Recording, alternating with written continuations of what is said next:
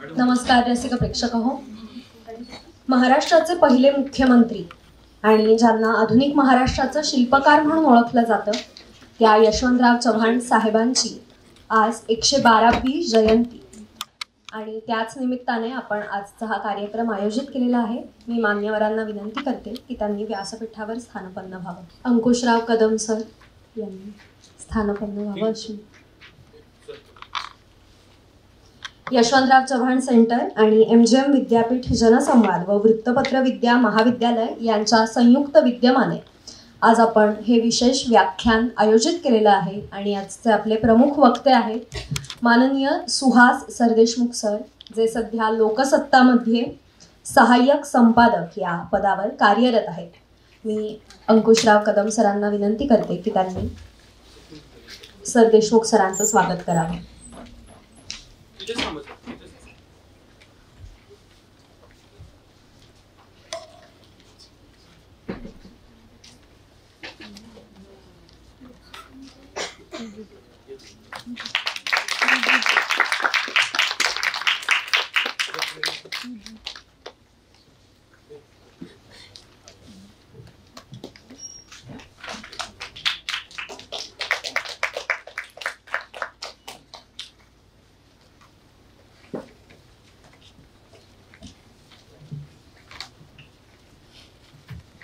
पुढील कार्यक्रमाकडे वळूया. रसिक हो, यशवंतराव चव्हाण साहेबांचं राजकारणासोबतच साहित्य क्षेत्रातही मोलाचं योगदान होतं.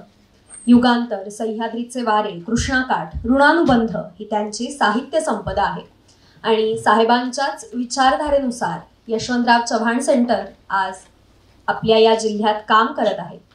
मी निलेश राऊत सर यांना विनंती करते की त्यांनी आजच्या कार्यक्रमाचं प्रास्ताविक करावं. आदरणीय यशवंतराव चव्हाण साहेबांच्या 112व्या जयंतीनिमित्त चव्हाण साहेबांच्या स्मृतींना आम्ही यशवंतराव चव्हाण सेंटर जिल्हा केंद्र छत्रपती संभाजीनगरच्या वतीनं भावपूर्ण अभिवादन या ठिकाणी व्यक्त करतो. आदरणीय चव्हाण साहेबांची ही 112वी जयंती आणि या जयंतीनिमित्त संपूर्ण राज्यभर यशवंतराव चव्हाण सेंटरच्या वतीनं विविध कार्यक्रमांचं आयोजन करण्यात येतं आहे. आज सकाळी देखील मराठवाडा साहित्य परिषद येथे जो यशवंतराव चव्हाण साहेबांचा पुतळा आहे त्या ठिकाणी अभिवादन कार्यक्रम संपन्न झाला. त्याचबरोबर आज विशेष व्याख्यानाचं आयोजन आपण या ठिकाणी केलेलं आहे. या कार्यक्रमाला उपस्थित चव्हाण सेंटरच्या जिल्हा केंद्राचे अध्यक्ष आणि आमचे मार्गदर्शक आदरणीय अंकुशराव कदम सर, या ठिकाणी ज्यांचं व्याख्यान आपण आज ऐकणार आहोत. अतिशय महत्त्वाचा विषय जो आज या व्याख्यानाप्रसंगी असणार आहे त्या व्याख्यानाचे प्रमुख वक्ते आणि ज्येष्ठ पत्रकार स्तंभलेखक माननीय Suhas Sardeshmukh sir, MGM college of journalism आणि मास कम्युनिकेशनच्या प्राचार्या डॉक्टर रेखा शेळके मॅडम, चव्हाण सेंटरच्या महिला विभागाच्या जिल्हा समन्वयिका वैशाली बाविस्कर साहेब, या ठिकाणी उपस्थित असलेले डॉक्टर प्रेरणा दळवी मॅडम, या ठिकाणी उपस्थित असलेले सामनाचे महेश कुलकर्णी, शिवकदम सर, माझे सहकारी गणेश घुले, सुबोध जाधव आणि उपस्थित सर्व या ठिकाणी मान्यवरांचं विद्यार्थ्यांचं मी मनापासून स्वागत करतो. आज यशवंतराव चव्हाण सेंटर मुंबईला देखील एक मोठा कार्यक्रम चव्हाण साहेबांच्या जयंतीनिमित्त आयोजित केलेला आहे आणि दरवर्षी यशवंतराव चव्हाण राष्ट्रीय पुरस्कार दिला जातो.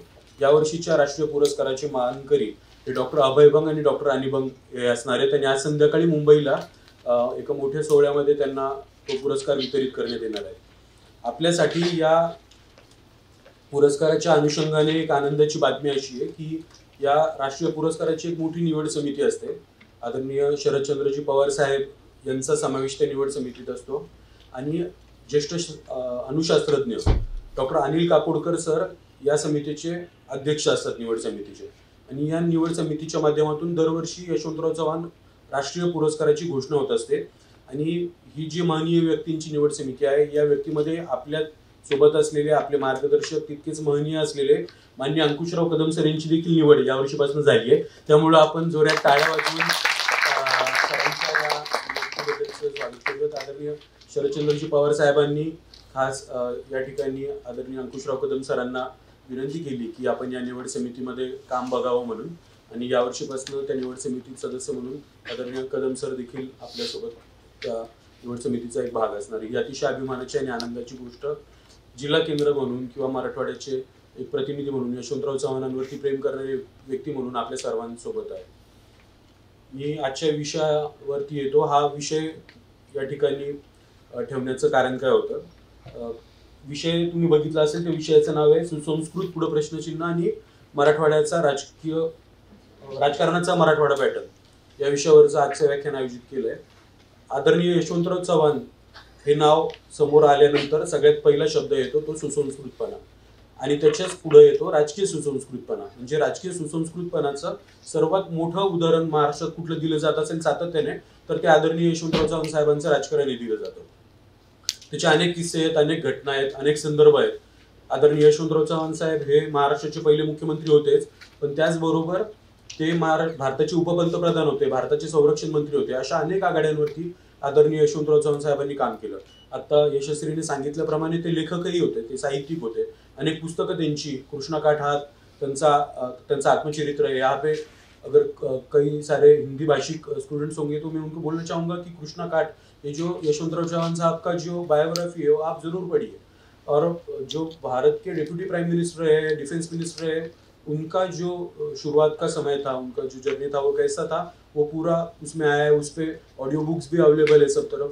तर या चव्हाण साहेबांनी अनेक गोष्टींची उभारणी केली महाराष्ट्राच्या स्थापनेनंतर. त्यात जिल्हा परिषद असेल, त्याच्यात MIDC असेल, त्याच्यामध्ये रोजगार योजना असेल, मराठी विश्वकोश मंडळ असतील, किंवा वेगवेगळी महामंडळांची जी रचना निर्मित झाली. तर या सगळ्यांमध्ये कुठंतरी सुसंस्कृतपणाची, संस्कारांची जोड होती. आणि तेच राजकारण, ज्याला बेरजेचं राजकारण असं म्हणायचे, की जे चव्हाण साहेबांनी पुढे आणलं, त्याचं अनुकरण पुढच्या महाराष्ट्रातल्या राजकीय मंडळींनी केलं, किंवा दाखले देत की आपण चव्हाण साहेबांच्या पावलांवरती पुढे जातोय, असे संदर्भ पुढे देत महाराष्ट्राचं मागच्या 75 वर्षाचं, 60 वर्षाचं राजकारण झालंय. आता मागच्या 2-3 वर्षांमध्ये ज्या घटना सातत्याने मराठवाड्यात घडत आहेत, त्या आधी घडत नव्हत्या, अशातला भाग नव्हता, त्याचं प्रमाण कदाचित कमी असेल, परंतु ज्या घटना सातत्याने घडत आहेत त्यामध्ये जो राजकीय सहभाग आहे, ज्या गुन्हेगारीशी निगडीत आहेत, भ्रष्टाचाराशी निगडीत ज्या गोष्टी आहेत, त्याच्यामध्ये जो राजकीय सहभाग आहे, त्यामुळं आताचा मराठवाडा, म्हणजे महाराष्ट्रातच घटना घडतायत. आपण म्हणाल की तुम्ही मराठवाड्यालाच का बदनाम करता, तर आम्ही मराठवाड्यात राहतो, आम्ही मराठवाड्यातल्या 4 गोष्टी चांगल्या व्हाव्यासाठी पण प्रयत्न करतो. पण जेव्हा मराठवाडा बाहेरच्या गोष्टींमुळे बदनाम केला जात असेल, त्यावेळेला तो बदनाम का होतोय त्याची पण चर्चा करण्याचा अधिकार आम्हालाच आहे, मला इथं ठामपणे सांगायचं वाटतं. आणि म्हणून या विषयावरती आज आपण व्याख्यान आयोजित केलं. नाहीतर फक्त चांगले प्रोग्राम्स घेणं, महोत्सव भरवणं, चांगले प्रदर्शनं भरवणं, परिसंवाद घेणं, व्याख्यानं घेणं आणि फक्त पुढं टॅलेंट आणणं, हे तर आपण करतोच आहे. पण ही जी आताची अडचण मोठी निर्माण झाली आहे, त्याबद्दल देखील मांडणी व्हायला हवी असं आम्हाला वाटलं. आदरणीय अंकुशराव कदम सरांची देखील ती इच्छा होती. आम्ही सरांसोबत सातत्याने त्या सगळ्या गोष्टींवरती संवाद साधतोय, म्हणून आम्ही या व्याख्यानाचं आयोजन आज केलंय. आणि मराठवाडा असा नव्हता, मराठवाड्यात अनेक महत्वाचे नेते ज्यांनी सुसंस्कृतपणे संपूर्ण देशाला दाखवला, जगाला दाखवला, महाराष्ट्राला दाखवला, असा मराठवाड्याचं राजकारण होतं आणि पुढच्या काळात देखील राहील. तुमच्यासारखे तरुण मुलं मुली जेव्हापर्यंत यामध्ये सक्रिय सहभाग घेत राहतील तेव्हापर्यंत ते राहीलच. म्हणजे विनायकराव पाटील असतील आपल्या जिल्ह्यातले, भाई उद्धवराव पाटील असतील, त्याचबरोबर बापूसाहेब काळदातेंना आपण खूप अनुभवलेला आहे. यांच्यासारखी अनेक मातबर मंडळी, शंकरराव चव्हाण असतील, किंवा आता हयात असलेले कमलकिशोर कदम सर असतील, की ज्यांना बघून सुसंस्कृतपणा म्हणजे काय हे समजतं. अशी अनेक मंडळी, ते आताच्या नव्या पिढीपर्यंत राजेश टोपे असतील, तर अशी अनेक चांगली उदाहरणं देखील आहे. परंतु आता ज्या घटना घडल्या आहेत त्यामधून जे सगळे प्रकार समोर आले आहेत आणि त्यामुळं राजकारण जे बदनाम होतंय या सगळ्या गुन्हेगारीनं, त्यामुळं आम्हाला असं वाटलं की या विषयावर उहापोह व्हावा. आणि म्हणून आम्ही त्यासाठी योग्य असलेली व्यक्ती, म्हणजे जेव्हा आमच्या सगळ्यांच्या मनात हा विचार आला चळके मॅडमनी आणि आम्ही चर्चा केली, तेव्हा डोळे बंद करून पहिलं नाव आलं सुहास सरदेशमुख. सुहास सरदेशमुखांचा परिचय आपण थोड्या वेळाने ऐकणारच आहोत.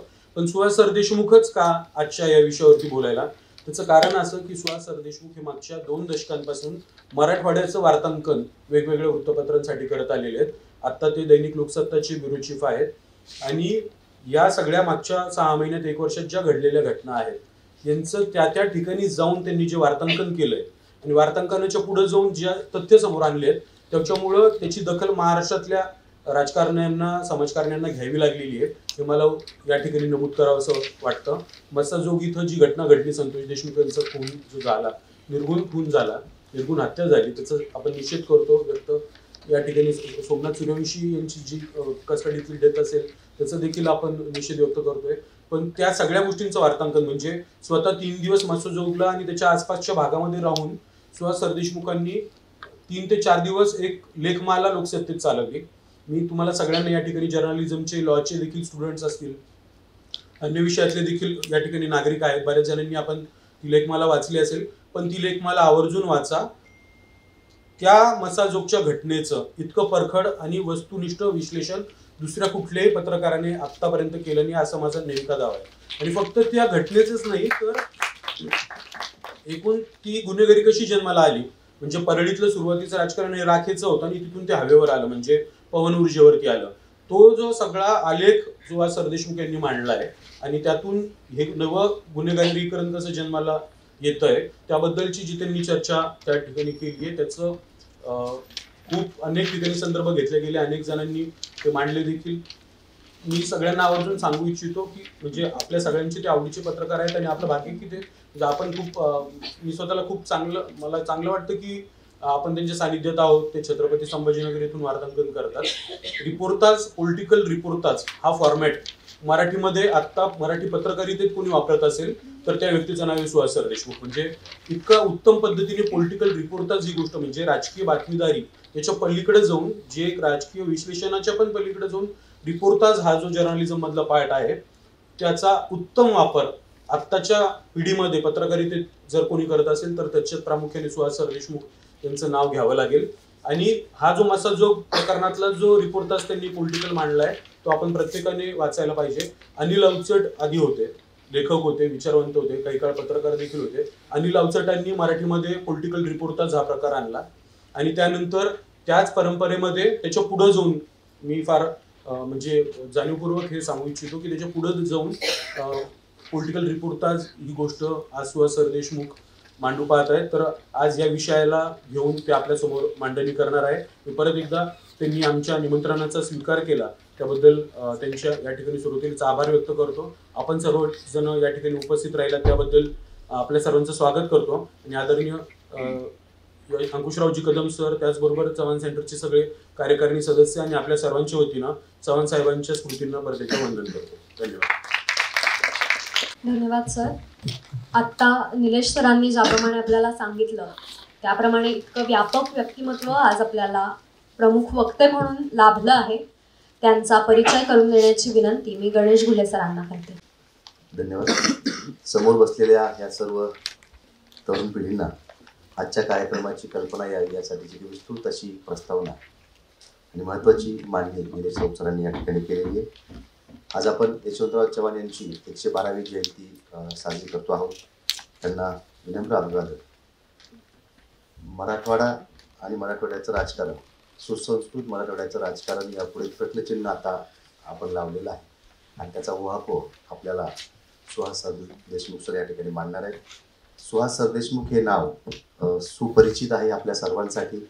त्याचबरोबर जेव्हा जेव्हा मराठवाड्याच्या पत्रकारितेचा किंवा मराठवाड्याचा अभ्यासाचा, मराठवाड्याच्या चिंतनाचा विषय येतो तेव्हा राज्य पातळीवर, देश पातळीवर ही माहिती समजून घेण्यासाठी एक विश्वासार्ह नाव म्हणून पत्रकारितेमध्ये ज्यांच्याकडे बघितलं जातं ते सुहास सरदेशमुख सर.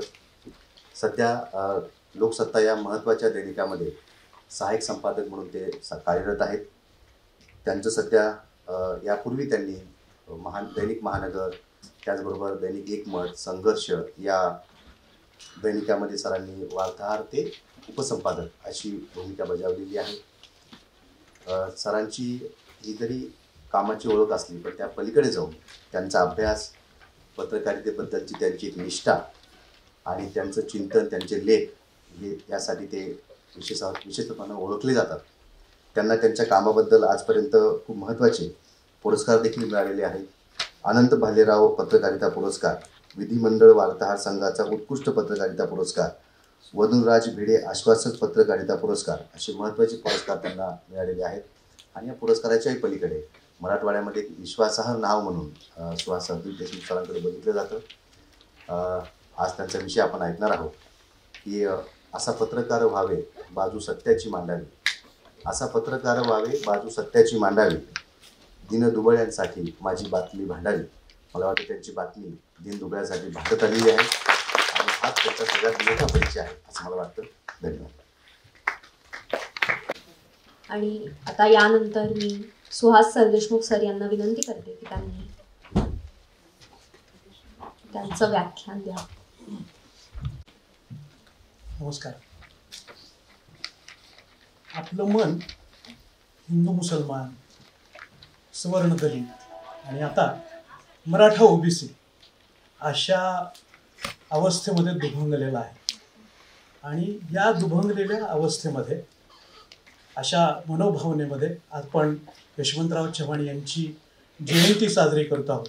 एका दृष्ट्या नेत्याची जयंती साजरी करताना आपली मनोभावना इतकी दुभंगलेली असताना सुद्धा जी काही आपण मंडळी आत्ता जयंती साजरी करतो आहोत तेवढी एकच सकारात्मकता वगळली तर मराठवाड्याच्या पुढचं जे सुसंस्कृतच्या पुढं जे प्रश्नचिन्ह लावलेलं आहे त्या प्रश्नचिन्हावर मला अधिक बोलायचं आहे असा कंसातला अर्थ मी त्याच्यातला घेतलेला आहे.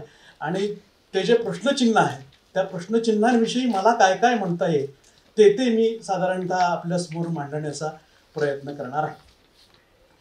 महाराष्ट्राच्या राजकारणामध्ये सुरू असणाऱ्या सगळ्या बदलांचा परिणाम मराठवाड्यावर पण निश्चितपणे झाला.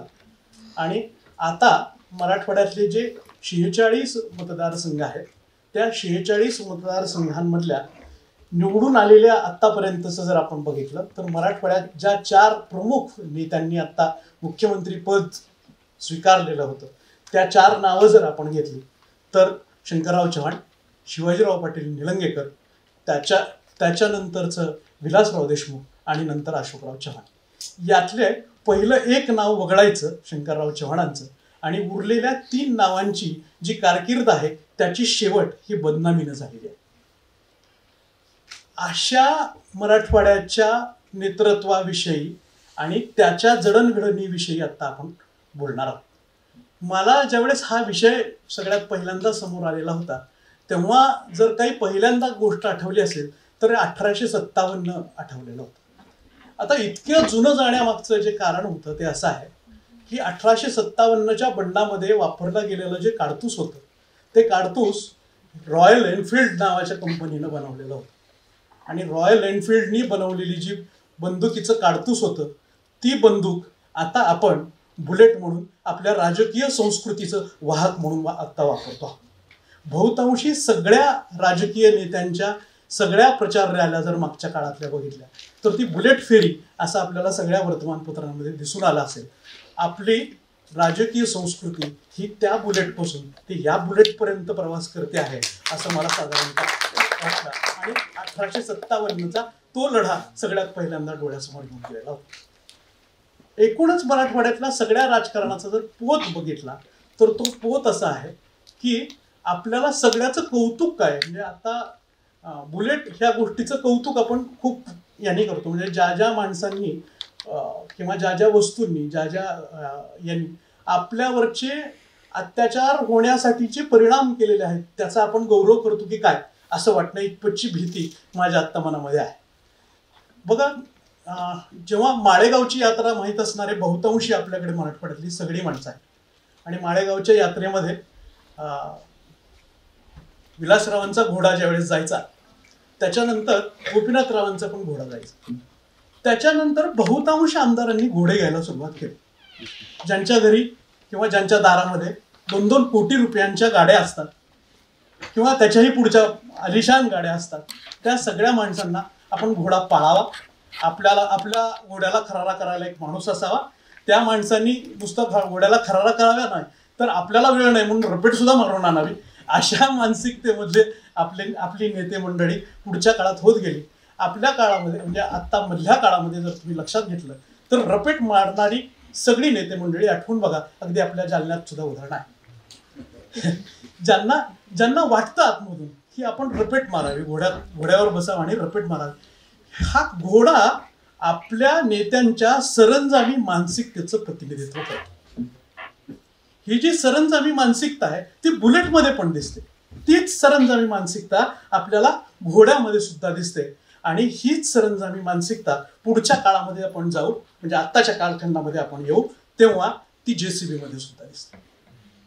सरंजामी मानसिकतेचं फक्त सांस्कृतिक रूप बदलतो आहोत आपण, आणि त्याचं मुख्य कारण हा परत त्याची जी भूमी आहे ती परत मराठवाडा आहे. म्हणजे पहिल्यांदा आपण घोडा वापरला, त्याच्यानंतर बुलेट वापरली. म्हणजे मला आठवतं, मी मूळचा धाराशिवचा म्हणजे उस्मानाबादचा, आणि उस्मानाबादमध्ये पद्मसिंह पाटलांची बुलेट फेरी होणार असं म्हणलं की एक त्याच्या वेगाची एक दहशत असायची. अरे हे जाणार, आणि त्याचं जे वातावरण व्हायचं तर ते त्या कालखंडामध्ये व्हायचं.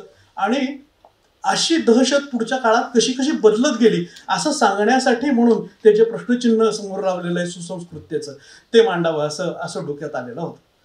दुसरा एक भाग याच्यातला की बघा, शुभ्र कपड्यातल्या सगळ्या माणसांविषयीचा आता राग दाखवून इतका राग येतो समोरच्या माणसांविषयीचा की इतके पांढरे कपडे घातलेली माणसं अशी कशी वागतात, आणि यांचं हे घडतंय कसं आहे, म्हणजे त्यांच्या एकूणच वर्तणुकीमध्ये नक्की काय काय बदल व्हायले आता बघूया. बघा, 85चं सगळं दशक बघितलं आपल्या सगळ्या राजकारणामध्ये, तर आपलं सगळं जगणं मराठवाड्यातलं ह्या अभावग्रस्तांचं जगणं आहे. आणि अभावग्रस्तांच्या जगण्याला एक आक्रमकपणा असतो.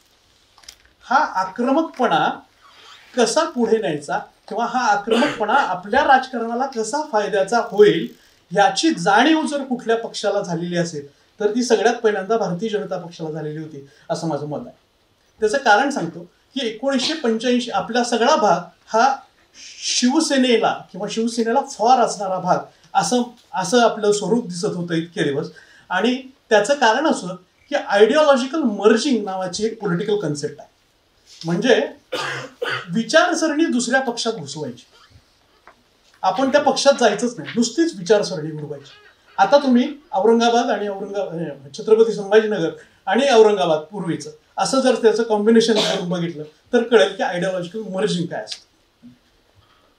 भारतीय जनता पक्षाने स्वतःचा विचार रुजवण्यासाठी जी अभावग्रस्त माणसं आहेत त्याचा आक्रमकपणा शोधून शिवसेनेला त्यांची आयडिओलॉजी पुरवली, आणि आयडिओलॉजीचं इम्प्लिमेंटेशन किंवा त्याची अंमलबजावणी करण्यासाठी म्हणून शिवसेनेचा मराठवाड्यामध्ये उत्तमपणे उपयोग करून घेतला गेला. आणि ज्या वेळेस त्याचा उपयोग संपला तेव्हा त्यांना हळूहळू बाजूला केलं.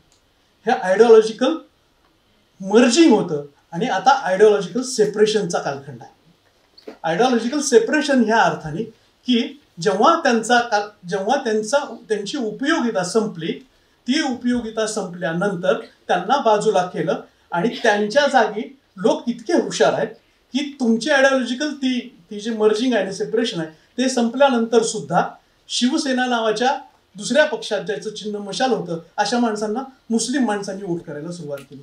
त्याच्या आधीचा कालखंड 85चा जर आठवून बघा, मी जे पहिला वाक्य म्हणालो होतो की आपलं मन हे हिंदू मुस्लिम, दलित सवर्ण आणि मराठा ओबीसी असं विभागलेलं आहे.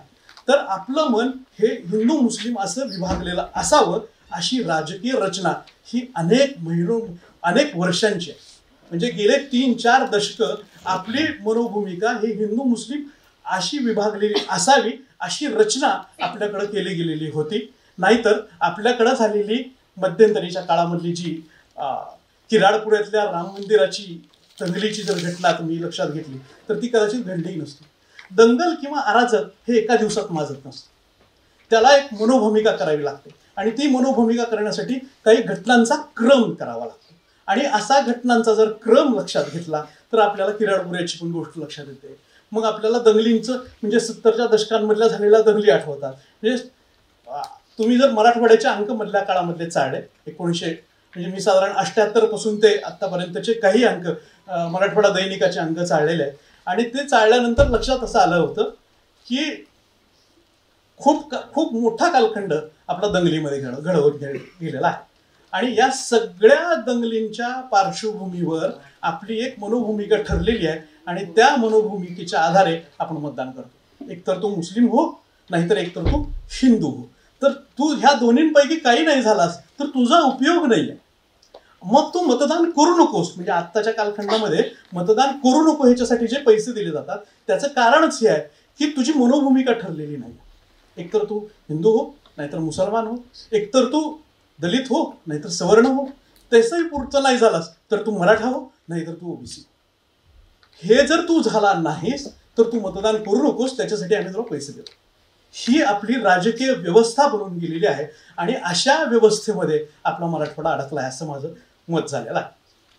बघा, या सगळ्या पार्श्वभूमीवर बीड आणि बीडच्या घटना किंवा त्याच्या आधीचा म्हणजे जे पॉलिटिकल मर्डर्स ज्या लेवलला आपण म्हणू शकतो किंवा राजकीय हत्या या अंगाने जर आपण त्या सगळ्या विषयांकडे बघितलं तर 2 घटना मला प्रामुख्याने दिसते. त्या दोन्ही घटना मी फार जवळून कव्हर केलेल्या असल्यामुळे त्याचा एक भाग सांगता येऊ शकेल. म्हणजे एक म्हणजे पवनराजेंचं हत्याकांड आणि दुसरं हे आत्ता संतोष देशमुख यांची हत्या. दोन्ही मधले साम्यस्थळ आणि फरक असं काही करता येऊ शकतं का असं मी पाहत होतो. आणि लक्षात असं येत आहे की त्याही वेळेस CBIचा वापर होता, आत्ता फक्त CIDचा वापर आहे. आत्ताच्या सगळ्या प्रोसेसेसमध्ये जे काही दोषारोप आणि थिअरी सादर झालेली आहे, म्हणजे जनरली कोर्टामध्ये एक थिअरी सादर होती, क्राईम थिअरी म्हणतात त्याला. तर ती क्राईम थिअरी जी सादर झालेली आहे तर दोन्हींची जर साधारणतः हे बघितली तर बरंचसं साम्य दिसत आहे. कारण पुरावे हे फक्त टेक्नॉलॉजिकल आहे. प्रत्यक्ष बघणारी माणसं आणि प्रत्यक्ष साक्षीदार याच्यामध्ये खूप कमी आहे. टेक्नॉलॉजीच्या आधारे आता आपण आरोपपत्र सादर करण्याच्या प्रोसेसेसमध्ये आहोत. दोन्हींकडे या सगळ्या प्रोसेसेस घडत होत्या. पहिल्या घटनेमधला मला एक सांगायचं आहे, म्हणजे मगाशी जो आपण घोड्याचा संदर्भ देत होतो तो असा की घोडी वापरणारे नेते वागतात कसे असा प्रश्न. तर तुम्हाला आठवत असेल मधल्या काळामधला एक व्हिडिओ फार मस्त व्हायरल झालेला होता. म्हणजे मी काही 4 भिंतींच्या आत राजकारणी काय करतात हे सांगणार नाही, बाहेर जे घडत होतं आणि ते कसे वागले एवढंच बोलतो. तर तुम्हाला आठवत असेल आपल्याकडे भारतीय जनता पक्षाचे जालन्याचे जे नेते होते त्यांचा शेवटी एक व्हिडिओ येत होता आणि त्या व्हिडिओमध्ये तो पत्रकार काय मुलाखत घेत होता याच्याशी काही संबंध नाही आहे, पण माझ्या व्हिडिओमध्ये माझा एक कार्यकर्ता येतोय असं दिसल्यानंतर त्यांनी लाथेनं त्याला बाजूला केलं. आठवत असेल. राजकीय कार्यकर्त्यांचं वर्तन हे इतक्या खालच्या पातळीवर गेलेलं आहे की आत्ता त्या माणसाला लाथ घालावीशी वाटते. आपल्या कार्यकर्त्यांना लाथा घालणारे आणखी एक आपल्याकडे नेते आहेत, अब्दुल सत्तार. त्यांचं तर मंत्रीपद गेलं त्या सगळ्या याच्यामध्ये. म्हणजे आपली जी एकूण घसरण आहे सगळी ती कार्यकर्त्यांना सांभाळण्याच्या ऐवजी कार्यकर्त्यांना लाथा घालण्यापर्यंतची आहे. आणि त्याचं मुख्य कारण हे पुन्हा मी जे मगाशी म्हणालो की घोडा, बुलेट आणि JCB ह्या संस्कृतीमुळे आल्या. आणि फक्त एकाच ठिकाणी घडत आहे का असं नाही घडत आहे. म्हणजे वेगवेगळ्या ठिकाणी वेगवेगळ्या कार्यकर्त्यांना चापट मारली किंवा नेत्यांनी आमच्या माणसाला हाकलून दिलं. 3-3 तास माणसांना वेट करायला लावणारा नेता माणूस आहे. काही कारण नसतं, बसू दे त्याला, काय भिडत नाही त्याच्यामुळे, आपल्यासाठी येतो. अरे त्याला काहीतरी काम आहे, त्याचाही काहीतरी संसार आहे, त्यालाही पोट आहे, हे विचार न करता आपल्याकडच्या सगळ्या नेत्यांमध्ये हा अत्यंत मोठा दुर्गुण आहे की चला बसू द्या समोरच्या माणसाला, काही हरकत नाही, किती वेळ बसून ठेवलं जाईल.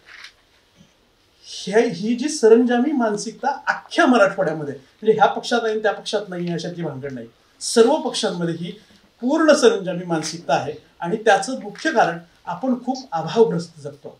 एवढं एका बाजूला हे सगळं घडत असताना बीडमधला ऊसतोड कामगारांची संख्या लक्षात घ्या, ती 6 लाख.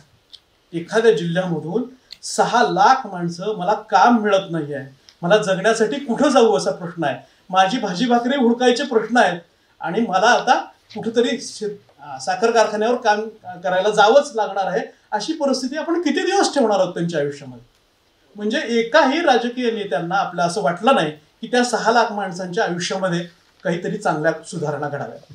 बरं नको, म्हणजे सकाळी 4 वाजता कुडकुडत्या थंडीमध्ये ही माणसं ऊसाच्या फडामध्ये जेव्हा जातात तेव्हा त्या माणसांना काही तंत्रज्ञान विकसित करून द्यावं. मला आश्चर्य वाटतं आपल्या मराठवाड्यातल्या सगळ्या अभियांत्रिकी कॉलेजेसचं की त्यांना कोयत्याला एक टेक्नॉलॉजी का नाही देता आली की झटपट कापता येईल अशी टेक्नॉलॉजी. पण त्याचा आपण विचारच करत नाही, कारण आपली संवेदना त्या माणसांविषयी नाहीच आहे. त्या माणसांचा फक्त पॉलिटिकली उपयोग करून घ्यायचा अशी आपली संवेदना. आणि या संवेदनेला मारक आपली मनोभूमिका नाही. आपल्याला त्यांनी पूर्णतः विभागून ठेवलाय. ते विभागणं परत पहिल्या वाक्यात आहे, ते म्हणजे हिंदू मुस्लिम, दलित सवर्ण आणि आता मराठा ओबीसी. तू जर याच्या कुठल्या खाचेत बसत नसशील तर तू आउट आहेस. आणि मतदार म्हणून मी ज्या ज्या खाचेत बसू शकत नाही त्या माणसाला बोलायचंच नाही. किंवा म्हणजे यशवंतराव चव्हाणांच्या सुसंस्कृततेचा उल्लेख आता बहुतांश सगळ्या वक्त्यांनी केला. प्र के अत्रे आणि यशवंतराव चव्हाण यांच्यातलं तशा अर्थाने सख्य हे सगळ्या महाराष्ट्रांनी अनुभवलेलं आहे. म्हणजे खूप जहरी टीका, अशा अर्थाने जहरी म्हणता येईल अशीच टीका त्यांच्यावर करण्यात आलेली होती. अगदी व्यक्तिगत पातळीवरची सुद्धा ती टीका होती. पण अत्रेंना एका दिवशी कळलं की आपण फार चुकीच्या व्यक्तिगत पातळीवरच्या टीकेवर गेलो आहोत आणि ते वेणुताईंकडे गेले आणि त्यांनी म्हणले की मला आता माफ करा, माझ्याकडून अशी चूक झाली आहे. तर त्या असं म्हणाल्या की तुमचं ते राजकीय राहू द्या, पण मला आज एक भाऊ मिळाला. एखाद्या पत्नीनं आपल्या पतीवर केलेल्या टीकाकाराला कसं वागवावं ह्याच्या इतकं उत्तम उदाहरण चव्हाण कुटुंबियांपलीकडे दुसरं कुठलं तरी पाहायला मिळालेलं. म्हणजे टीका करणारा माणूस हा तुमचा दुश्मन असतो अशी साधारणतः आत्ताची धारणा आहे. आणि एकूण राजकारणाचा पोत हा तशा पद्धतीनं बनवला गेला आहे. अशा कालखंडामध्ये सुसंस्कृतता जपण्यासाठी म्हणून ज्या ज्या गोष्टी आता आपल्याला करायला लागणार आहेत त्याचा पट सुद्धा आपल्याला अजून माहीत नाही. हे कसं पुढं न्यायचं आहे, हे राजकारण इतकं बिघडलेलं असेल तर पुढं जायचंय की नाही जायचंय, आणि ते जायचं असेल तर कसं जायचंय, ह्याच्या सगळ्या शंकांनी भरलेला मराठवाडा आहे. आणि त्याच्यामुळं होतंय असं की माझ्या जातीपुरताचा प्रश्न सोडवा, मग मी बघतो. माझ्या जातीपुरताचा प्रश्न जर नाहीच सोडवला तर तू वाईट. तर ही जी जात केंद्रित व्यवस्था आता मराठवाड्यामध्ये सगळ्या अर्थाने निर्माण झालेली आहे त्याला बस्ट करणारा किंवा त्यांना तो फुगा फोडण्यासाठी आवश्यक असणाऱ्या गोष्टी आता आपल्याकडून कोणाकडून होताना दिसत नाहीये. मला पहिल्यांदा असं वाटलं की हा सगळा जो भाग आहे तो येतो कुठून. तर बघा, मी मगाशी असं म्हणत होतो की 1985च्या कालखंडामध्ये विचार मर्ज करण्याची, विचारसरणी एकमेकांमध्ये मिसळण्याचा कालखंड होता. त्या कालखंडामधल्या सगळ्या जर भाग घेतला तर इम्प्लिमेंटेशन काय लेवलला पोहोचलेलं होतं बघा. महाराष्ट्रात कुठेही हिंदू राष्ट्र नावाचा चौक नसेल आपल्याकडे. हे पॉलिटिकल मर्जिंग होतं, विचारसरणीचं मर्जिंग होतं. आणि हिंदू राष्ट्र चौक होणे हे चांगलं का वाईट नंतर ठरवूया, परंतु एखादा पक्ष दुसऱ्या पक्षाच्या माथी त्याची इम्प्लिमेंटेशन मारतो आणि ते इम्प्लिमेंटेशन इतके सहजपणे ज्या भागामध्ये होतं त्या भागात आपण राहतो. त्याचं प्रतिनिधित्व आपल्याकडे आलेलं आहे. आणि अशा कालखंडातलं अशा कालखंडातला मतदार अशा अंगाने आपल्याला मराठवाड्याकडे बघायला हवं. आणि असं बघत असताना जेव्हा आपण पुढे जातो तेव्हा मी मगाशी असं म्हणालो होतो की रॉयल एनफिल्ड आणि बुलेट, हे बुलेट आपल्याला वेगवेगळ्या ठिकाणी पाहायला मिळते. मग ती बुलेट कुठे पाहायला मिळते तर बीडमधल्या या सगळ्या घटनांच्या पार्श्वभूमीवर जेव्हा बीडमध्ये कव्हरेजसाठी गेलेलो होतो तेव्हा जिल्हाधिकाऱ्यांच्या केबिनमध्ये एक माणूस आला, वय वर्ष होतं 72, आणि तो असं म्हणाला की सर राहू द्या ना म्हणे, काय होतं आपल्याला, एक बंदूक पाहिजे म्हणे, आपल्याला काय बिघडत नाही. म्हटले गुन्हा आहे तुमच्यावर. नाही म्हणे त्यांनी काय होतं, गुन्हा तर असतं म्हणे, गुन्ह्याने काय फरक पडतो. पण वयाच्या 72व्या वर्षी इथल्या माणसाला पिस्तूल बाळगावंच कसं वाटतं. वय वर्ष 72 आणि स्टील ही सेइंग नाही मला पिस्तूल हवंय. सर्वसाधारणपणे जिल्ह्याच्या पातळीवर फिरत असताना आता बहुतांशी राजकीय कार्यकर्त्यांच्या कमरेला पिस्तूल आम्हाला बघायला मिळतात. आणि ही पिस्तूल साधारणतः 1022 वगैरे याचा आकडा आहे, बीडचा आकडा जो आहे तो 1022 आहे. आणि बहुतांशी मराठवाड्यामध्ये 800, 850, 800, 850च्या आसपासमध्ये आपल्याकडे बंदूक आहे. चला, त्यातल्या बँकांच्या ATM साठी म्हणा किंवा बँकांच्या सगळ्या आर्थिक ह्याच्यासाठी म्हणून काही बंदुका आवश्यक असतात तर त्या दिलेल्या असतील असंही कन्सिडर करूया. परंतु इतक्या राजकीय पक्षांच्या नेत्याला बंदुकांची भीती का वाटावी. म्हणजे इतका समाज वाईट आहे का की तुम्हाला दररोज उठून कुठेतरी मारेल आणि म्हणून तुम्हाला बंदूक हवी आहे. कारण मराठवाड्यामध्ये बंदुकीची हौस केली जाते. साधारणतः ही हौस अशी आहे 3 लाख रुपयांपासून, म्हणजे आता 1.25 लाख रुपयांपासून ते साधारणतः 7 लाख रुपयांपर्यंत एक रिव्हॉल्वर मिळतं. आणि काय हरकत नाही, लाखभर रुपये तर आता सहज कुठलाही पॉलिटिकल कार्यकर्ता जाता जाता ब्लॅकमेल करून पुढे पैसे काढतो. तर ते जे ब्लॅकमेल करून पैसे काढण्याची जी पद्धत आहे त्याच्यातून काय घ्यायचंय त्याला विकत, तर त्याला बंदूक विकत घ्यायची असते. कारण बंदूक एकदा कमरेला लावली की मग त्याला त्याची फाईल मंजूर करून घ्यायला सोपं जातं. आपल्या शर्टचा एक भाग वर करायचा म्हणजे बंदुकीची नळी खाली दिसते त्या अधिकाऱ्याला, आणि तो म्हणतो करा साहेब एवढी सही, मारा ना एवढा कोंबडा, काय बिघडत आहे. आता मारा ना एवढा कोंबडा हे ज्यावेळेस तो अधिकारी करत नाही तेव्हा जाणारा जो फोन आहे ना, तो फोन हा वाल्मिक कराडांचा होता. आणि म्हणून ही जी पॉलिटिकल हत्या आहे ती तिथून सुरुवात होते. या राजकीय हत्येचं जे सगळा भाग आहे तो तिथून सुरुवात होतो. तो असं म्हणतो की 43 कोटी, म्हणजे त्यातला जो अधिकारी माझ्याशी बोलणारा होता, 43 कोटी रुपयांची फाईल मंजूर करत होता. आणि त्याला सांगितलं गेलं की तुला 10-1 मिनिटं आहेत आणि आम्ही आणून दिलेला जो माणूस आहे, म्हणजे ही एक विचित्र कार्यसंस्कृती पुन्हा मराठवाड्यात जन्माला आलेली आहे. त्याचं कारण असं आहे की तुमच्या ऑफिसमधला माणूस हा तुमचा नसतोच, तो तुमची फाईलही घेऊन जात नाही. म्हणजे येणारा माणूस काय करतो, दुसऱ्याच याच्यातला आलेला असतो, तो म्हणतो की सर आमच्या अमुक अमुक साहेबांनी पाठवलंय आणि एवढ्या फाईलवर सही करून द्या. तो म्हणतो अरे तू माझ्या ऑफिसच नाही आहेस. तो म्हणतो नाही बरोबर केलंय, त्या माणसाची सही आणली आम्ही. हे खालच्या कारकुनापासून ते तुमच्या कार्यालयीन अधीक्षकांपर्यंतच्या आणि अकाउंट्स ऑफिसरच्या सह्या ह्या पूर्व तयारी म्हणून करून घेतलेल्या असतात. आणि ज्या दिवशी 31 मार्चला, आता ती घाई सुरू होईल, 31 मार्चला ज्यावेळेस बजेट होईल त्याच्या दिवशी रात्रीतून फाईली मंजूर होतील आणि रात्रीतून पैसे पण खर्च होतील. ही आपली कार्यसंस्कृती आहे. आणि इथं राजकीय नेत्यांचा हस्तक्षेप तो असा आहे, म्हणजे अजूनही ज्या माणसांना सांगितलेलं होतं की याची जरा तपासणी करा, त्या माणसाने अजून आपला रिपोर्टच दिलेला नाही. तो आपला घाबरून बसला. ते त्यांनी दिला असला तरी त्यांनी अजून काही जग जाहीर केलेला नाही. बरं ते अशा माणसांकडे दिलंय, उपजिल्हाधिकारी स्तरावरच्या माणसांनी जिल्हाधिकारीची चौकशी करावी आणि त्यांनी तो रिपोर्ट सादर करावा असं सांगितलेलं आहे. अशा कार्यसंस्कृतीमधल्या माणसांना आपण, एक पॉलिटिकल नेता आपल्याकडच्या दुसऱ्या पॉलिटिकल माणसाला असं सांगतो की जा एवढी फाईल मंजूर करून आण, आणि तो म्हणतो साहेब करा की फोन. ह्या राजकीय संस्कृतीमधली बंदूक आहे. आणि ती बंदूक ज्यावेळेस इथे कमरेला येते तेव्हा मराठवाड्याच्या समोर निश्चितपणे हे प्रश्नचिन्ह लावलं जातं की खरं तुम्ही सुसंस्कृत आहात की तुम्ही कुठे आहात. खरं तर जात म्हणून बघू नका, पण एका ठराविक जातीमध्ये, नावच घेत नाही, एका ठराविक जातीमध्ये एक उत्सव साजरा केला जातो आणि ज्याच्यामध्ये जिवंत हाल्या बांधतात आणि त्या हाल्याला वरनं चाकू खुपसतात मानेत आणि त्याचं रक्त शोषून पितात, माणसं करतात. आणि हा सगळा जो भाग आहे तो मी प्रदेश सांगितल्यानंतर तुम्हाला कळेल की अहमदनगरमध्ये आहे, कळंबमध्ये आहे, परंड्याचा काही भाग आहे, त्याच्यानंतरच्या पुढच्या काही भागांमध्ये हे सगळे उत्सव साजरे केले जातात. आपण ज्याला म्हणजे अभावग्रस्तांचं जे जगणं आहे ते कुठल्या पातळीवरचं आहे हे सांगण्यासाठी म्हणून त्याचा उदाहरण म्हणून उपयोग करतो की आपल्याला खून करणं, समोरच्या माणसाच्या मानेमध्ये सुरा खुपसणं ह्याच्याविषयीचं वैषम्य वाटण्याचा कालखंडच निघून गेलाय की काय असं वाटतं. आणि आता ते वैषम्य पॉलिटिकल म्हणजे राजकीय संस्कृतीमध्ये असावं की नसावं हा नंतरचाच मुद्दा आहे, पण तो नाहीच आहे.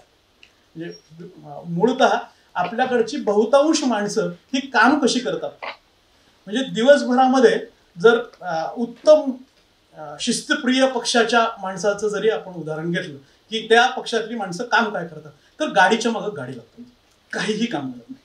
म्हणजे नेता आलाय की नेत्याच्या गाडीच्या मागं आपली गाडी लावायची, आपलं काम संपलं. दिवसभर त्याच्या मागे थांबायचं, त्याचा जय करायचा, घरी जायचं, संध्याकाळी कुठेतरी अगदीच श्रम परिहार करायचा दिवसभरातल्या सगळ्या याचा, आणि आपला राजकीय दैनंदिनीचा कार्यक्रम संपवायचा. आपल्याकडच्या भागामधल्या समस्यांवर काम करणारी माणसं कोण आहेत, तर ही माणसं ही राजकीय पक्षाशी जोडलेलीच नाही आहेत, ते राजकीय कामच करत नाही आहेत. उदाहरणार्थ त्या मीरा कदम नावाच्या बाई आहेत हिंगोलीमधल्या त्या आत्महत्याग्रस्त शेतकरी मुलांसाठीचं काम करतात. खूप तळमळीनं, म्हणजे स्वतः बिचारी त्या दिव्यांग आहेत, त्यांना चालता येत नाही, अशा परिस्थितीमध्ये काही मुलं त्या सांभाळतात. बीडमधला इन्फंटमधला दत्ता बारगजे ज्यांनी आत्ता परवा मस्साजोगमध्ये जाऊन ध्वजारोहण केलं, त्याचा जरी आपण भाग घेतला, म्हणजे ही जी माणसं आहेत, जी काम करणारी माणसं आहेत, जी छोटं का असेना त्यांचं स्वतःची संवेदना त्यांच्या कामातून व्यक्त करत आहेत. मग तो दीपक नागरगोजे असेल, उस्मानाबादमध्ये शहाजी चव्हाण असेल, परभणीमध्ये असतील, हिंगोलीमध्ये असतील, अशी अनेक माणसं ही छोटं काम संवेदनशीलपणे करत असतात. परंतु ते ह्या राजकीय वळचणीमध्ये जात असतात. आणि मग राजकीय व्यक्तीतले, राजकीय कारकीर्दमध्ये किंवा मला राजकीय कारकीर्द करायची आहे असं म्हणणारी जी सगळी माणसं आहेत ना, त्यांचं नाव भोक्या खोक्या वगैरे असं झालेलं आहे. त्याचं करायचं काय असा प्रश्न. म्हणजे सत्ता आणि संपत्ती, श्रीमंती मिरवण्यासाठी जर आपण बंदूक वापरत असू, सत्ता, संपत्ती आणि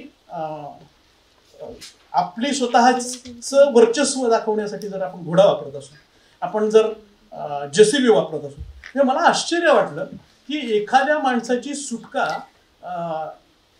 अनैतिक संबंधांमधून झालेल्या आरोपामधून होते आणि ती सुटका झाल्यानंतर त्याचं स्वागत हे जेसीबीला साधारणतः 2000 किलोचा वजनाचा हार लावून करतो आपण. हे कुठल्या आपण जगामध्ये वावरतो होत असा प्रश्न पडावा इतकं हे गंभीर आहे. आणि ह्या गंभीरतेला म्हणजे ही संवेदनाच राजकीय नेत्यांची बंद झालेली आहे. नाही काढा ना, माझाही फोटो काढा, जेसीबी मधून हार दिसतोय ना, मग मी पण थांबतो की. कशाला हवा आहे असं कोणी म्हणतच नाही. बरं, त्यांचा काही फार चांगला हेतू आहे, नाही शेतकऱ्यांची फुलं विकली गेली पाहिजेत वगैरे असा काही हेतू नाहीये. त्यांना त्याच्यातून फक्त फोटोच काढून घ्यायचे आहेत. आणि अशा सगळ्या अवस्थेमधून आपला मराठवाडा जात असताना एक घटना घडते, ती मस्साजोगची असते. आणि तिथे बघा काय म्हणून ह्या घटनेला बघायला हवंय. ही सरपंचाची हत्या आहे म्हणून बघायला हवं की सरपंचांनी आवादा कंपनीमधून खंडणी वसूल करू देत नाही म्हणून झालेली हत्या आहे असं बघायला हवं. समजा जर या पवन ऊर्जा प्रकरणामधल्या कंपनीच्या, म्हणजे त्यांचं नाव, आवादा कंपनीचे जे मालक आहेत त्यांचं नाव राजीव मित्तल आहे, त्यांनी तक्रार केली की नाही हे अजून आपल्याला कळलेलं नाहीये. परंतु आवादा कंपनीच्या माणसांनी जर केंद्र सरकारकडे तक्रार केली नसती तर अमित शहानी बजरंग सोनवणेंना त्यांचं मत मांडायला वेळ दिला असता की नसता असा माझ्या समोरचा प्रश्न. ती तक्रार केली आहे की नाही माहीत नाही म्हणून हा वाक्याचा एवढा मोठा वळसा. पण समजा पवन ऊर्जेचे आपल्याकडचे प्रोजेक्ट्स किती आहेत असं, तर 5200 मेगावॅट राज्यामध्ये साधारणतः पवन ऊर्जा आता तयार होते आणि त्यातली 1800 मेगावॅट ऊर्जा ही फक्त मराठवाड्यामध्ये करणार आहोत. साधारणतः बघा 5 मीटर प्रति सेकंद, 5.5 मीटर किंवा 6 मीटर प्रति सेकंद जर वेगाने वाहणारे वारे असतील तर तो जो विंड झोन तयार होतो त्या विंड झोन मध्येच फक्त पवन ऊर्जा उभा करता येते. आणि हा विंड झोन हा आष्टीचा, हा विंड झोन हा पुन्हा लातूरच्या जवळचा मस्साजोगचा भाग आहे, हा धाराशिवच्या पट्ट्यामध्ये आहे. आणि म्हणून तिथं आहेत हे सगळे विंड, म्हणून तिथं पवन ऊर्जेचे प्रकल्प येत आहेत. आणि या प्रकल्पांना कोणी ना कोणीतरी 2 कोटी रुपयांची खंडणी मागितली ह्याची तक्रार जेव्हा एक भांडवलदार करतो तेव्हा त्याची दखल घेतलेली असेल. अन्यथा असे पॉलिटिकल मर्डर्स हे या लेवलला हाताळण्याची पद्धत आहे का आणि अशा पद्धतीने केलं गेलं असेल का याच्याविषयीच्या शंका आहे. त्याचं कारण असं आहे की ही जी विंड मिल, आता ह्याच्यातलं जे अर्थकारण आहे ते समजून घेतल्याशिवाय ह्याची हत्या का झाली हे कळणार नाही. म्हणजे एक विंड मिल जर, एक तो जो विंडचा खांब असतो, ऊर्जा स्तंभ जो म्हणतो आपण त्याला, तो जर उभा करायचा असेल तर साधारणतः 5 कोटी रुपये लागतात. आणि 5 कोटी रुपयांची इन्व्हेस्टमेंट केल्यानंतर जी वर्षभरामध्ये त्याला मिळणारी वीज आहे ती 4.7 किंवा 6 मेगावॅट या लेवलला असते. आणि त्याचे दर असा विचार केल्यानंतर साधारणतः 90 लाख किंवा 1 कोटी रुपयांच्या आसपासची उलाढाल ही एका टॉवरमध्ये आहे. असे 100 टॉवर ही आवादा कंपनी उभं करणार होती. अजून एकही टॉवर उभा केलेला नव्हता तोपर्यंत तर त्याला 2 कोटी रुपये मागितले. अशा परिस्थितीमध्ये जेव्हा जेव्हा प्रोजेक्ट्स येतात तेव्हा त्याच्यातली गुंतवणूक करणारी जी माणसं आहेत त्यांना सुलभ वातावरण निर्माण करून देण्याची जी जबाबदारी असते ती जबाबदारी नीट न पाळली गेलेली नाही असं ज्यावेळेस लक्षात आलं तेव्हा काल परवा दिवशी आपल्याकडे नवीनीकरण मंत्रालयाच्या वतीनं असं सांगण्यात आलं की जा आणि मराठवाड्यातल्या सगळ्या उद्योजकांना विचारा की काय अडचण आहे तुमची. आणि लोकांनी पुन्हा सांगितलं की नाही बघा ह्या नंबरवरून फोन आला होता आणि आम्हाला खंडणी मागितली, आम्हाला ह्या नंबरवरून फोन आला होता की हा आमच्याकडच्या तारा चोरी होत आहे, या नंबरवरून फोन आला होता की या माणसांनी आम्हाला दादागिरी करून हाकलून दिलेला आहे. अशा पद्धतीच्या तक्रारी ह्या अलीकडच्या म्हणजे अगदी 2-3 दिवसापूर्वीच्या घटनांच्या मध्ये आपल्याला बघायला मिळतात. हे वातावरण एका बाजूला आहे, दुसऱ्या बाजूला आपली जी सगळी शक्ती कशाला पुढे झालेली आहे तर मला आरक्षण द्या, माझं आरक्षण नाही दिलं तर म्हणजे इतक्या मोठ्या प्रमाणातले मोर्चे हे महाराष्ट्राने अनुभवलेलं हे एकमेव ठिकाण असेल की जिथे आपल्याला आरक्षण हवंय आणि आपल्या मागण्या आणि आपला होणारा विकास याच्यामधलं प्रचंड दरी जिथे आहे त्या दरीमध्ये ती बंदूक आहे, तो घोडा आहे, तो JCB आहे आणि ही आपली राजकीय संस्कृती बनू लागलेली आहे आणि इथे खऱ्या अर्थाने आपल्याला धोका आहे. साधारणतः एक जर स्तंभ उभा करायचा असेल, मगाशी मी त्या पवन ऊर्जेच्या स्तंभाविषयी सांगत होतो, 20 गुंठे जमीन लागते, 20 गुंठे किंवा आता 20 गुंठे फक्त त्याचं हे उभं करण्यासाठी आणि पातं फिरल्यानंतर जेवढं लागतं तर ते 5 एकरापर्यंतचं रान हे शेतकऱ्यांकडून आपल्याला त्या कंपन्यांना घ्यावं लागतं. आता ही जे देणं घेणं आहे शेती आणि कंपनी याच्यामध्ये कुठलाही आर्बिट्रेटर नाही, कुठलाही लवाद नाही आहे, कोणतंही शासकीय अधिकारी ह्या सगळ्या प्रोसेसेसमध्ये नाही आहे. सरळ कंपनी आणि शेतकरी अशा दोघांमधला व्यवहार. बरं असं का आहे तर त्याचं काही कारण नाही, त्याचं धोरणच ठरलेलं नाही. आत्ता त्यांनी सांगितलं की नाही आता धोरण ठरवा जरा याचं, म्हणजे हे सुद्धा अगदी अजून कागद पोचायचा आहे, पोचलेला नाही. म्हणजे काल परवा विभागीय आयुक्तांनी बैठक घेतल्यानंतर त्याच्यात पुढच्या सगळ्या प्रोसेसेस घडतील. परंतु या पातळीवरच्या व्यवहारामध्ये जो आर्बिट्रेटर लागतो तो नसल्यामुळं काय होतं की वाल्मिक कराडांसारख्या माणसाला एखादी कंपनी किंवा एखादा माणूस हायर करायला प्रयत्न करतो की नाही तूच जरा मदत कर ना आम्हाला त्या शेतकऱ्यांकडून जमीन घेऊन दे म्हणून. आणि असे दलाल हे गावोगावी आपल्याकडे निर्माण झालेले आहेत. मग ते वाशीच्या पट्ट्यामध्ये असतील, मग त्या धाराशिवच्या पट्ट्यामध्ये असतील, तुळजापूरच्या पट्ट्यामध्ये असतील, लातूरच्या पट्ट्यामध्ये असतील, जालन्याच्या काही भागामध्ये ह्या सगळे आणि ह्या सगळ्या दलालांनी आपलं सगळं उद्योग विश्व व्यापलेलं आहे. अशा सगळ्या प्रक्रियेमध्ये हे सगळं अडकलेलं आहे. आता हे झालं पवन ऊर्जेपर्यंतच. आता त्याच ऊर्जेचा भाग हा परळीमध्ये दुसरा त्याचा सेकंड एपिसोड आहे. तो एपिसोड समजून घेतला की आपल्याला एकूण नक्की काय चाललंय मराठवाड्यात हे कळेल, म्हणून मी थोडासा डिटेल त्या सगळ्या भागामध्ये जातोय. परळीमध्ये साधारणतः 750 मेगावॅट पर्यंतची वीज निर्मिती होते. तर तिथे 6 संच होते, त्यातले 2 बंदच पडलेले कायमस्वरूपी. आणि उरलेल्या ह्याच्यामधून काय होतं की आपल्याला येणाऱ्या कोळशावर राखेची मात्रा ठरते. म्हणजे किती कोळसा आपण जाळतो, तो कोळसा कोणत्या खाणीतून आला, त्या ज्या खाणीतून तो कोळसा आलेला आहे त्याचा प्रस्तर कुठला होता, म्हणजे कुठल्या भागातून तो काढलेला आहे याच्यावर त्याचे उष्मांक ठरतात. आणि त्या उष्मांकाच्या आधारे किंवा समजा कोळसा धुतला नाही तरी सुद्धा जास्त राख निर्माण होते. कोळसा धुवून द्या ह्याच्यासाठी म्हणून आपल्याकडचं जे पाणी आहे म्हणजे जायकवाडीतलं पाणी तिकडे सोडतो आपण आणि तिथून पुढे परळीपर्यंत जातं. तर ते जे पाणी लागतं सौर ऊर्जा प्रकल्पांना ते कशासाठी लागतं असा प्रश्न. तर हे पाणी हे कोळसा धुवायला लागतं. दुसरं पाणी कशाला लागतं तर ते जे मोठे मोठे टर्बाईन्स आहेत त्याच्यानंतर जे कोळसा जाळल्यानंतर साधारणतः 100 किलो कोळसा जाळला तर 40 किलो राख होते. आता जेवढा कोळसा जास्त तेवढी राख जास्त. हा म्हणजे 100 किलो हा फक्त परिमाण म्हणून, काही टनांमधला हा खेळ आहे दररोजचा. आणि जेव्हा ते बॉयलर पेटवलं जातं आणि राख येते तेव्हा ती राख शांत करण्यासाठी म्हणून त्याच्यावर पाणी मारलं जातं. दुसऱ्या दिवशी परत नव्यानं त्याच्यामध्ये बगॅस टाकायचं आहे म्हणून. तर हे जे पाणी मारणं आहे त्याच्यासाठी म्हणून आपल्याला जायकवाडीचं पाणी द्यायला लागतं. ते पाणी मारल्यानंतर त्याची जी स्लरी तयार होते ती स्लरी म्हणजे राख आहे. आपल्याला असं वाटतं की चिमणीतून बाहेर उडालेली राख म्हणजे राख आहे, असं नाहीये. ही बॉयलरमध्ये थांबलेली राख आहे आणि ही राख काढून घेण्यासाठी म्हणून म्हणजे महाराष्ट्रातल्या अन्य जर पॉवर प्लांट्सची आपण हे बघितली तर अन्य पॉवर प्लांट्समधून निघणारी जी राख आहे ती राख आणि परळीमधली राख याच्यामध्ये खूप सारा अंतर आहे आणि त्याचे रेट्स पण वेगवेगळे आहेत. म्हणजे साधारणतः 850 रुपयांपर्यंत जर नाशिकचा असेल किंवा खापरखेड्यामधला असेल तर आपल्याकडे ते 552 563 अशा रुपयांची ती एवढी त्याच्यातली तफावत आहे. आणि ती राख विक्री करण्यासाठीचे टेंडर काढण्यात.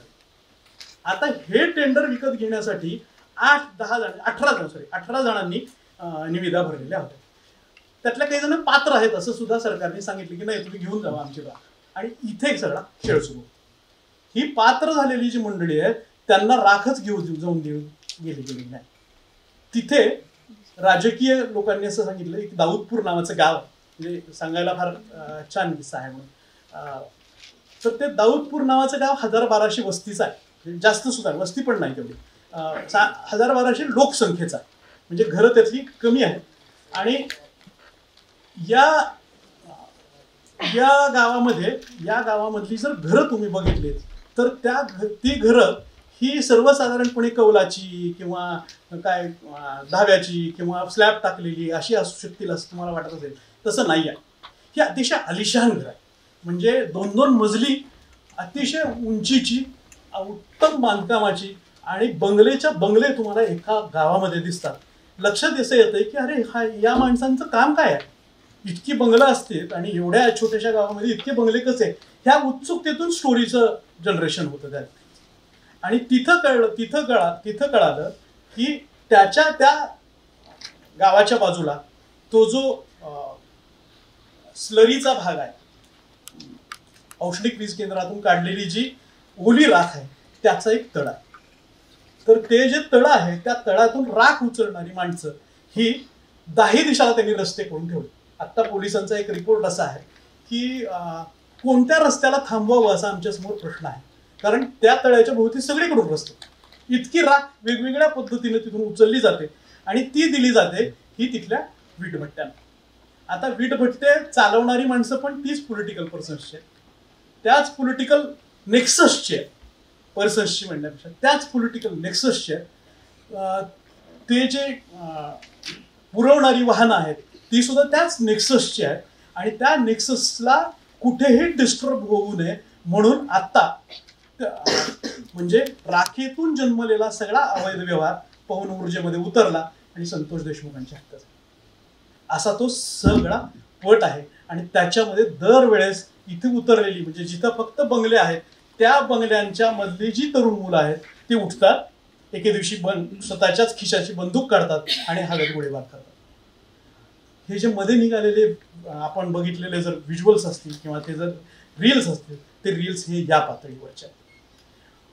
तर हे रील्स या पद्धतीनं पुढे आल्यानंतर आपल्याला त्याच्यामधलं नेक्सस कळायला लागतं आणि मग ते कुठपर्यंत जाऊन पोचतं. तर एक अख्खं डिपार्टमेंटच सगळ्यांनी खाऊन टाकलेलं आहे. तिथं म्हणजे ऊर्जा खात्यातल्या माणसांना काही कामच करता येत नाही. तिथं गृह खात्यातल्या माणसांना काम करता येत नाही. तिथं DPDC मध्ये निधी वाटणाऱ्या माणसाला काम करता येत नाही. अशी पॉलिटिकल सिस्टम्स आपण बीड नावाच्या जिल्ह्यामध्ये निर्माण केली. रादर ती सगळ्या अर्थाने कीड ह्या अर्थाने आता त्याला बघायला हवं की इतकं पॉलिटिकल नेक्सस आपण एका जिल्ह्यामध्ये निर्माण करून ठेवलेलं आहे. बरं, हे नेक्सस अन्य जिल्ह्यांमध्ये नाही आहे का? तर हे नेक्सस अन्य जिल्ह्यांमध्ये सुद्धा आहे. फक्त ते बाहेर येणं आहे. कारण त्यातली जी क्रूरता ही मस्साजोग मधल्या लोकांनी अनुभवलेली आहे ती क्रूरता अजून झालेली नाही. होईल म्हणजे इतकी खात्री आता वाटावी इतका मराठवाडा सुसंस्कृतच्या पुढे प्रश्नचिन्ह देण्यासारखाच आहे. अशा अवस्थेमध्ये आत्ता मराठवाडा येऊन पोचलेला आहे. आता एकूण जर आपण म्हणजे ह्याच्या दुरुस्तीसाठी आणि या सगळ्या गोष्टींच्या याच्यासाठी जर पुढे जायचं असेल तर माणसं निर्माण करायला लागतात. हे 1, 2, 5 असं करून नाही चालणार. तर खूप सारी माणसं ही चांगुलपणाने काम करणाऱ्या माणसांना प्रोत्साहन देणारी एक यंत्रणा राजकीय व्यवस्थेनं निर्माण करून देण्याची आवश्यकता आहे. ती पार्टी कुठली म्हणत नाही. पक्ष हा गौण मुद्दा आहे.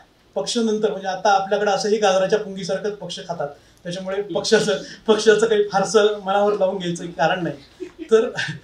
तर ते पक्षीयपेक्षा राजकीय अशी व्यवस्था जन्माला घालण्याची आवश्यकता आहे. त्याच्यामध्ये मराठवाड्याची दमछाक होते अशी परिस्थिती, आणि ही दमछाक होऊ नये म्हणून कदाचित आयोजकांनी हा विषय मी मांडावा असं वाटलेलं असेल. खरं तर या विषयाला बोलण्यासारखं आणि ह्याच्यातल्या सगळ्या गोष्टींसाठीचं भरपूर अजून शिल्लक आहे, पण तुमची जर ऐकायचे पेशन्स असतील तर पुढे जाता येणं शक्य आहे. पण ते किती आहेत ह्याच्याविषयी माझ्याही मनात आता शंका असल्यामुळे मला असं वाटतंय की मी बऱ्यापैकी ह्या दोन्ही ह्याच्यावर लक्ष केंद्रित करून जरा विस्ताराने बोललो. एकूणच मराठवाड्यातला अभावग्रस्तपणा हा आणि त्याच्यातला आक्रमकपणा, या आक्रमकपणाला खतपाणी घालून केलं जाणारं राजकारण, ह्याच्यापासून जोपर्यंत मराठवाड्यातली माणसं आणि मराठवाड्यातले नेते हे जागृत होणार नाहीत तोपर्यंत मराठवाड्यामध्ये वेगवेगळ्या ठिकाणी बीड आणि कीड असे शब्द उच्चारले जातील. एवढं बोलतो आणि थांबतो. धन्यवाद.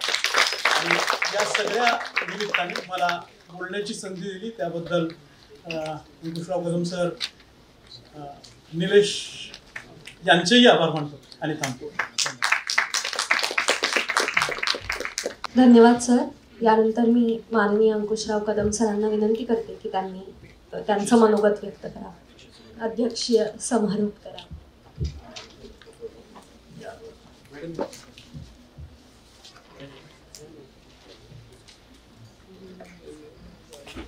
आज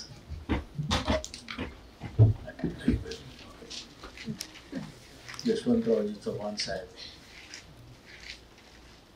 कोणी पाहिलेले आहेत, मला कळलं तर बरं होईल. त्यांना प्रत्यक्ष पाहण्यात आलंय का तुमच्या? एक दोन जण आहेत. ते जर तुम्ही पाहिलं असतं आणि त्यांना ऐकलं असतं तर मग जरा सांगण्यात जरा बरं वाटलं. अत्यंत सुसंस्कृत आणि भविष्याची प्रचंड मोठी झेप ज्या माणसाला माहीत होतं जे महाराष्ट्र घडवायचं, तर असा हा माणूस होता. मी त्यावेळेस फार लहान होतो, मी पण काही फार वयस्कर नव्हतो. पण ज्यावेळेस ते मुख्यमंत्री झाले आणि मराठवाड्यात पहिली भेट आमची औरंगाबादला झाली त्यांची, त्यावेळेस त्यांचं एक भाषण मी ऐकलं आणि त्यांच्या विचारांचा पल्ला आणि त्यांचं जे व्यक्तिमत्व आहे तिथं मला त्याची जाणीव झाली. त्यांनी भाषण करताना सांगितलं की एक 2-3 ओळी आहेत, ते सांगतो तुम्हाला मी.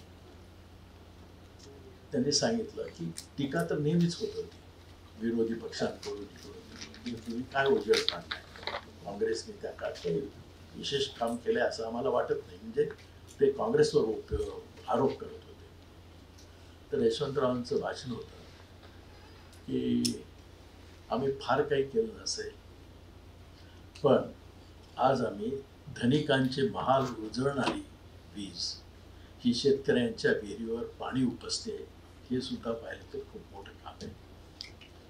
म्हणजे आमची परिस्थिती कशी होती की माझे आजोबा त्यावेळेस मोटा आणि ते डिझेल इंजिन याच्यावर ते इरिगेशन करायचे, आणि यशवंतरावच्या काळामध्ये मग हे विजेचं विद्युतीकरण होत आजची अवस्था आली. तर त्याचा शेवट सरांनी सांगितला, या औषधी प्रकल्प आले, त्याच्यानंतर बरेच दादाही निर्माण झाले. तर हा त्याचा एक शेवट आहे. पण सुरुवात मात्र चांगल्या कारणाकरता झाली होती. आणि यशवंतरावजीचं व्यक्तिमत्व इतकं लोभस होतं की त्यांना लहान मोठा श्रीमंत गरीब असं काही नाही, सगळं एका मापाने मोजायचं.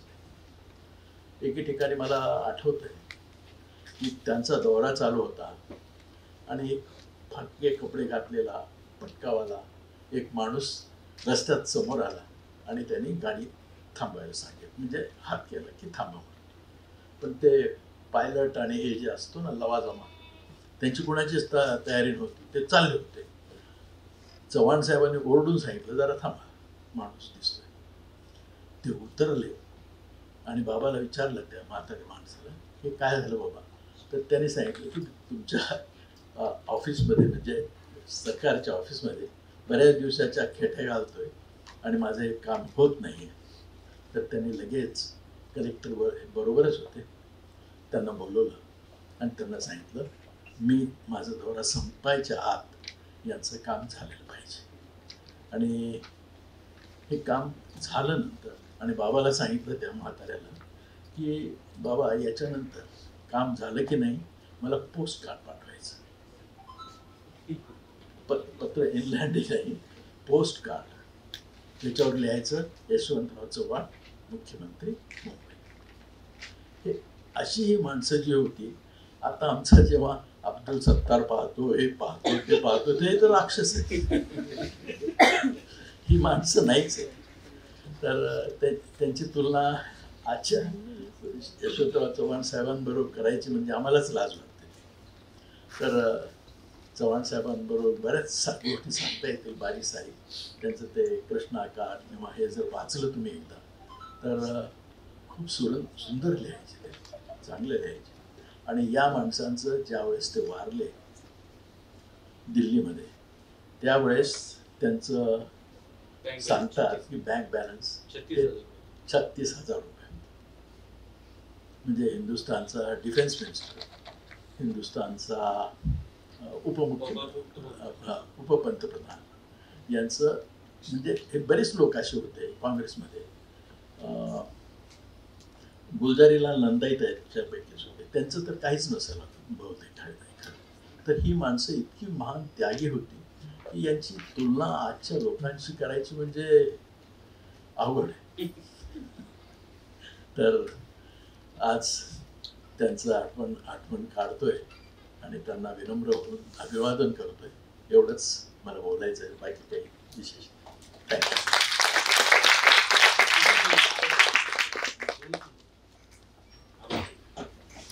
धन्यवाद सर. ज्याप्रमाणे सुहास सर, देशमुख सर म्हणाले की चांगले व्यक्ती घडवणं खूप महत्त्वाचं आहे, त्याचप्रमाणे मला वाटतं की एक चांगला पत्रकार, सुसंस्कृत पत्रकार घडणं खूप महत्त्वाचं आहे. आणि जोपर्यंत सुसंस्कृत पत्रकार असेल तोपर्यंत नेत्याला सुसंस्कृत राहावंच लागेल असं मला वाटतं.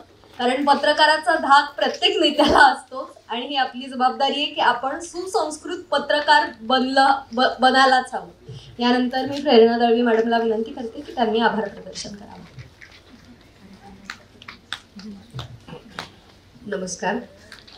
आभार प्रदर्शनाच्या आधी मला एक छोटीशी गोष्ट सरांनी सांगितल्यानंतर मला अचानक आठवली की थोडी बोलली पाहिजे. यशवंतराव चव्हाण साहेब जेव्हा मुख्यमंत्री होते, एक त्यांचा घरगुती किस्सा मी आता परत 2-3 दिवसापूर्वी वाचला की ते त्यांच्या आईला किती मानत होते आणि ते लोक किती साधी होते, ह्याच्यावरती तो एक किस्सा होता की त्यांचे जे पोलीस अधिकारी जे त्यांच्यासाठी सिक्युरिटीसाठी होते आणि साहेब झोपले होते आतमध्ये आणि त्यांच्या आई सहज उठल्या आणि बाहेर गेल्या तर ते अधिकारी बाहेर जागत उभे होते. तर त्यांनी विचारलं, का रे बाबा, तुमचं तो साहेब तो झोपला, तुम्ही का जागताय? तर ते म्हणे, नाही, आम्ही इथे सुरक्षेसाठी आहोत म्हणून आम्ही जागत आहोत. तर तुम्ही, अरे नाही, तो झोपला, तुम्ही पण झोपा. तर ते इतका त्यांचा गोंधळ वाटत, ते लोक ऐकायला तयार नाही आणि ह्या पण ऐकायला तयार नाही. तितक्यात साहेब बाहेर आले. त्यांनी विचारलं, काय गोंधळ चालू आहे, काय झालं? तर त्यांनी सांगितलं की अरे बाबा, तू झोपला आणि या बाबांना कशा जागत ठेवतो, यांना सकाळी कामं करायची आहेत. मग ते म्हणाले, हे बघा, तुम्ही आणि गाद्या आणल्या, टाकल्या, तिथून झोपायला सांगितलं. ते म्हणाले, तुम्ही झोपा, तुम्ही झोपले नाही तर ह्या झोपणार नाही आणि ह्या झोपल्या नाही तर मी झोपणार नाही, उद्या सकाळची आपली कुणाचीच कामं होणार नाही. म्हणजे इतके साधे हे लोक होते, इतकी साधी संस्कृती होती. माझ्या वडिलांनी त्यांना 5 वेळा पुस्तक पाठवलं होतं. माझ्याकडे ते पत्र अजूनही आहे. ते पुस्तक त्यांनी पूर्ण वाचून त्या पुस्तकावर त्यांनी हे दिलं होतं की मला या पुस्तकामध्ये काय काय वाचायला मिळालं. म्हणजे मुख्यमंत्री असताना, इतका बिझी माणूस असताना त्यांनी हे पुस्तक वाचून त्याच्यावर त्यांची प्रतिक्रिया नोंदवलेली आहे. ते पत्र आजही माझ्याकडे संग्रही आहे. खरंच हे असे महान व्यक्तिमत्व आपल्या म्हणजे इथून पुढे होणे नाही आणि आपण खूप मोठ्या व्यक्तिमत्वाला हुकलो आहोत असं मला वाटतं.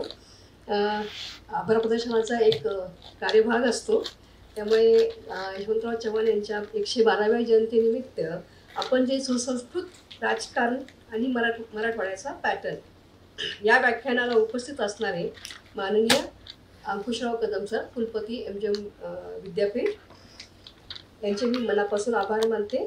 कार्यक्रमाला ज्यांच्या व्याख्यानाने आपल्याला आज जागतं केलं किंवा खूप सारी माहिती ज्यांच्या व्याख्यानामुळे मिळाली असे आपले माननीय सुहास सर देशमुख यांचे मी अतिशय मनापासून खूप खूप आभार मानते. शहरातील मान्यवर MGM विद्यापीठ जनसंवाद महाविद्यालयाच्या प्राचार्य डॉक्टर रेखा शेळके यांचेही त्यांनी पूर्ण व्यवस्थापन केल्याबद्दल त्यांचे आभार मानते. कार्यक्रमाचे संयोजक यशवंतराव चव्हाण प्रतिष्ठानचे माननीय निलेश राऊत, वैशालीताई, सुबोध जाधव, इतर सर्व पदाधिकारी यांचे मी आभार मानते.